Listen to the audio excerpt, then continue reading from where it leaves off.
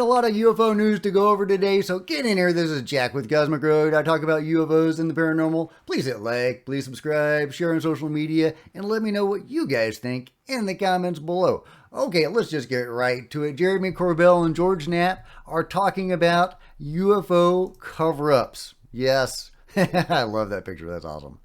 You and I both know, we can say this, George, is that we've seen from as high as we know in our government, email chains all the way down to stopping folks from talking with us. And that's real. We know that to be real. So there is a pressure inside where they are straight up talking in government. Don't talk to George Knapp. He's, that coast to coast guy, he's a problem child. So now, when they're saying that about us, and then we also know that there's this disparaging campaign, to shape the emerging UAP narrative. Remember those words, folks. Those words, shape the emerging UAP narrative, that is being done right now by intelligence agencies. It doesn't mean crush the UAP narrative. It doesn't say dismiss it. It says shape it. And one day I hope people can see those words on paper, because they are on paper. And that is what we're up against. Yeah, that's what I'm afraid of with the Schumer-Rounds Amendment, is that the establishment rearing its ugly head to assert control over the UFO narrative and to steer it into, as Jeremy Corbell says, shape it. I think that David Grush went off script with his, whistleblower testimony talking about alien bodies and stuff like that. I think that if there was a plan for UFO disclosure, it would have started off with the craft and with the reverse engineering aspect of it, with the hands-on nuts and bolts stuff, but nothing too ontologically shocking as bodies. So, so now they're trying to, reverse course and backpedal a little bit and try to get things back on the slow roll, the 7-year plan or whatever. But I don't think that's going to happen. I think they're going to have to adjust for the David Grush situation, because that stuff is out there now. And we're going to have more whistleblowers building on that and corroborating that. Linda Moulton Howe is talking about 6 more whistleblowers coming forward in the near future. So it's exciting times, but we do need to be on guard for the establishment trying to shape this narrative. And for the record, I don't mean to be too down on the Schumer-Rounds Amendment. We'll have to see. I mean, first of all, we have to root for it to get passed in a very robust and strong form, and hope that the people doing it are sincere. But once it does get passed, we do need to be on guard for them shaping the narrative. Meanwhile, Congresswoman Nancy Mace claims more UFO investigations are needed, floats money laundering theory. And that's right. We have Congress people talking about the UFO cover-up. I love it. I love it. Congresswoman Nancy Mace wants to see a lot more attention being paid to UFOs and UAP. Mace, who is from South Carolina, was one of the stars of the congressional hearing. She really was. And whatever is going on in the sky, when she asked David Grush about whether or not alien pilots had been recovered. That's right. She is the one that blew the lid off of this thing. I mean, David is the one that blew the lid off of it, but she's the one that gave him the opening to go off script to talk about the beings, right? It's not just a bunch of ships. Sean Kirkpatrick tried to float the idea that it was just a bunch of drones from a mother ship. That was the establishment rearing its ugly head to steer the narrative. But David Grush said, screw that, guys. There's bodies. There's freaking bodies. But it was Mace that gave him the opening to do that. In a stunning admission, Grush replied that non-human biologics had been recovered from the crashed UFOs. The claim was nothing short of shocking, indeed. Yet, everyone kind of quickly moved along onto whatever else was new. Mace would like a brighter light shined on the topic. It did not get enough coverage, she says. There has not been enough of an investigation into UAPs. The sad part is we have a lot of military that are afraid to come forward based on what they've seen because of how they might be treated, either being mocked or being made fun of. Mace told Dan DeKeck during a Friday interview on Don't Et Me. She also said the American public deserves to know the truth about whether there is any UFO spending, because we're literally paying for it. It's not necessarily about little green men, but if there are little green men, I want to see one. Yeah, right? I need to see it to believe it. But it's also about money laundering. Your government is money laundering your tax dollars into these black box programs and think they have no accountability whatsoever. I love it. We have Congress people talking about the deep conspiracy stuff, right? The control group, money laundering, actually subverting congressional funds into the control group. And this is becoming a mainstream topic that sitting Congress people are actually able to discuss and are brave enough to do so, because it's not all of them that are actually discussing this, right?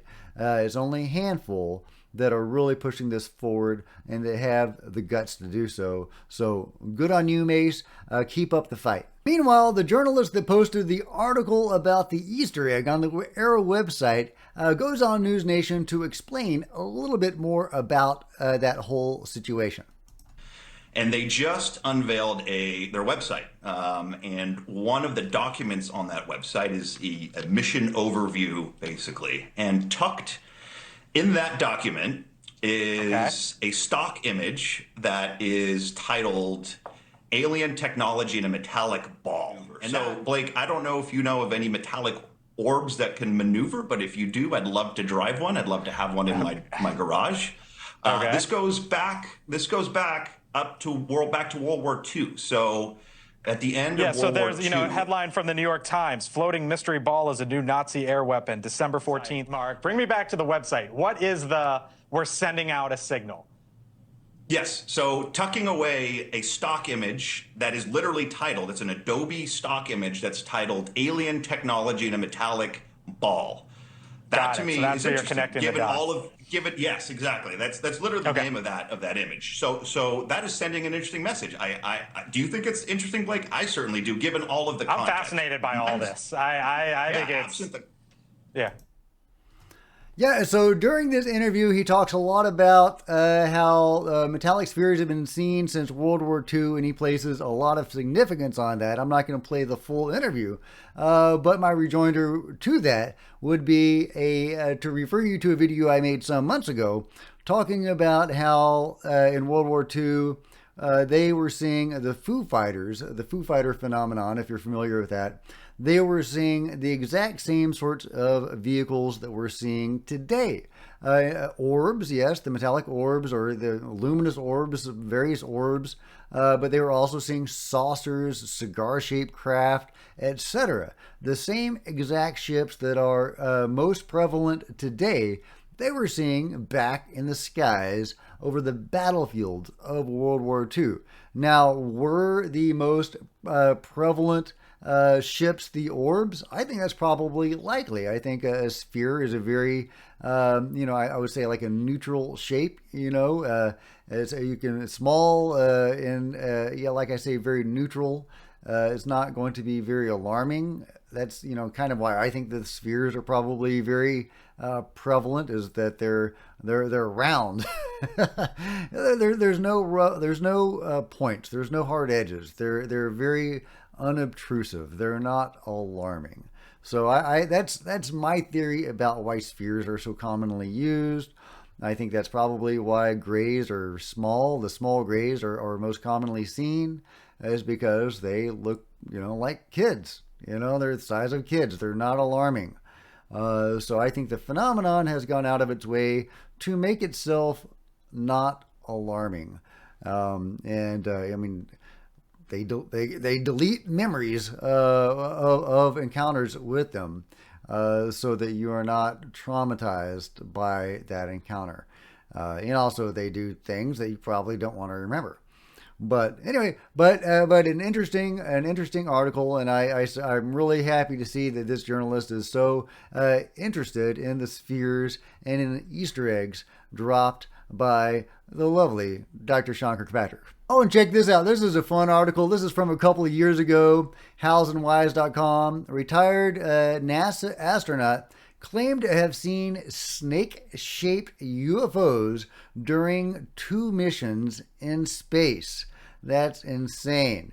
According to a report shared by Gaia, there is a transcript between Aldrin and Armstrong where the two had witnessed ET activities on the moon during the Apollo 11 mission. Those are giant things.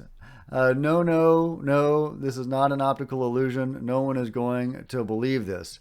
NASA, what? What the hell is happening? What's wrong with you? Apollo 11, they're here under the surface. Apart from this, what former NASA astronaut Franklin Story Musgrave said about his experience in space would shock anyone. He claimed to have seen an 8-foot-long snake, white in color, floating through space. It is hard to explain how a snake could reach space, but Musgrave has never denied it. And I'm not going to read the whole article, but I wanted to show you these pictures of what he supposedly saw. It's like a snake in space. I have friends that have an e-zine called a Space Squid. Maybe I need to send them the Space Snake. I love it. Yeah, I guess that's a plane, and could that be a contrail from a plane or something? That's a crazy contrail. That first picture did not look anything like a contrail. Okay, I don't want your stupid ad. Okay, but you look at that. So, are there snakes in space? Let me know what you think. Meanwhile, Ronnie Vernon says a merchant ship reported 8 UFOs coming out of the ocean in Argentina. On August 18th at 3 a.m., the captain of the ship, San Matias 1, reported to the Naval Authority of Puerto Madryn 8 red-orange lights coming out of the sea that started to move at high speed in a zigzag movement. What? So, yeah, and I really like Ronnie Vernon. I think he's a very credible reporter. And he's probably our best insight into what's going on in South America at the moment. And apparently it's a very active area, even outside of what's going on in Peru. Here's Argentina. As you can see, it's not exactly right next to Peru. It is a couple of countries over from Peru. So yeah, that whole region seems to be a hotspot of UFO activity. But it is noteworthy that it was coming off of the coast. It was coming from the water. So is there an underwater base over there? Or is there a subterranean base and they use the water as, just as a medium to go through? I think that is probably very likely. I think it's probably multiple undersea bases or subterranean bases, and they come and go from the water. But let me know what you guys think. Meanwhile, the Dicemen, the pilots that shot down the balloon, UFO, whatever it was, over Alaska, have a patch that they have created to commemorate the UFO Balloon Gate shootdown. So what do you guys think? Would they have created a patch if it was a balloon? Maybe they're just, having fun with the zeitgeist of the moment and creating a patch to commemorate the zeitgeist. It's probably the most exciting thing they've ever been a part of. So I can kind of see them just making a patch because of that. But still, I have to wonder if they would create a patch just as a joke, or if there was some non-mundane aspect to what they were shooting down. Because, of course, in Balloon Gate, that's when the White House created the Inter-Office Agency, the UFO agency, that has since gone on to play a hand in the Schumer-Rounds Amendment that mentions UFOs non-human intelligence over 20 times. So, I don't know what happened with Balloon Gate. It could have been a bunch of balloons, but it could have been something more than that. Okay, I saved the most juicy item for the last. Chris Bledsoe says the lady might actually let him get her on camera, guys. Get her on camera. Get the lady on camera. Oh my God, my mind just exploded just saying those words. I love it. So he has felt this compulsion about Utah. He is being drawn to Utah. And he's just kind of obsessed with Utah. He thinks that is where he met the lady, this one particular occasion. And so 2 hours into this fantastic interview with Grant Cameron, he's being asked a question to give more details about that particular encounter. And this is where the conversation goes. Check it out. We sat down. We went somewhere far away. I didn't know if we were off planet or what, but I've since realized that I think it's Utah. I even wrote about Utah in my book being where she took me, or they took me to meet her. And that's when I was told about the alignment. And but let me move to something else I'm going to say today, first time around anyone other than two people. You know that the children of Fatima was able to share the lady's presence. The Catholics call her Mary. You know, I don't know Mary, but it could have been whoever she is. We believe it's the same lady as Fatima, right? She told these children to keep telling it. Under severe persecution, they were persecuted, thrown in jail. They lived their life out in a prison, basically, locked away, never to speak. Two of them died very young. So it wasn't the best circumstances for them, but the lady said, if you will go tell everybody, October 13th, we'll be out here. We'll appear in front of all your people. So I believe that I'm being drawn to Utah, to the desert canyons. I'm actively looking for a camper or some way now to go out there and stay for weeks at a time. And I think the lady's calling me to share her presence with the Lord. And I'm just now saying this. I've told some friends in Hollywood. I've told two others. So that's where I'm headed. I think she's just may let me get her on camera to share, to help awaken this planet. I'm not sure about that, but I'm feeling that. And when I have these feelings, and it usually comes true. Okay. Whoa, there you go. Chris Bledsoe says he has a feeling, and his feelings usually come true. And he has this feeling the lady is going to let him get her on camera in Utah. What is that? Is that the 2026 revelation that is going to rock the world? Is that the big thing that's coming up? Man, wouldn't that be insane? Wouldn't that be incredible? Can you imagine? I mean, if he goes out there and starts camping, and if this gets built up, can you imagine people making pilgrimages to Utah to witness the coming of the lady, as with the Lady of Fatima back in the day? Could that be something that occurs? I mean, I'm gonna go.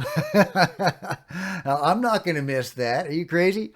But whatever she is, I don't know what the lady is. Is she a ninth dimensional being or fifth dimensional being?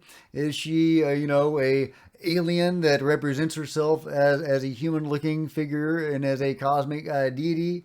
Is she just a higher being that is here to help out? And I don't know who the lady is, but I would love to find out her messages of love and peace. So all good things. There's a lot of people are suspicious about the lady, and they have this knee-jerk reaction to think negatively, and everything is a psyop and everything, all that kind of stuff. And I think that a certain amount of skepticism is healthy. And absolutely, you can't just fall for every shenanigan out there, right? So I respect that and I appreciate that, but everything that the lady has done has been geared toward love, and that's seems to be her message, and that resonates. I mean that is what near-death experiencers bring back with them, is those same sorts of messages. So I'm encouraged by the lady. I have good feelings about that, and so I'm very excited if she is going to have some sort of, public, coming out party in 2026 or whenever this is going to happen. We don't really have a date on this. We know that she has said something is coming in 2026, but we don't know if that's what Chris is talking about or not. And we don't know if Chris is actually going to be able to get her on camera or not either. But man, isn't that a juicy story? So let me know what you think about all of this in the comments below. And if you've enjoyed this video, give me a big thumbs up. I sure would appreciate it. Smash the subscribe button and the bell to be notified of future videos. You don't want to miss a thing. And join me on social media. There's Facebook and Twitter links below. I would love to see you guys there. If you wanted to share this video on social media, that would be super helpful. If you wanted to support Cosmic Road in a bigger way, please consider becoming a channel member. Channel members are rock stars. I really appreciate you guys' support. Thank you. Meanwhile, there's plenty of other videos to check out on the channel, and I'll see you guys next time. This is Jack with Cosmic Road, signing out.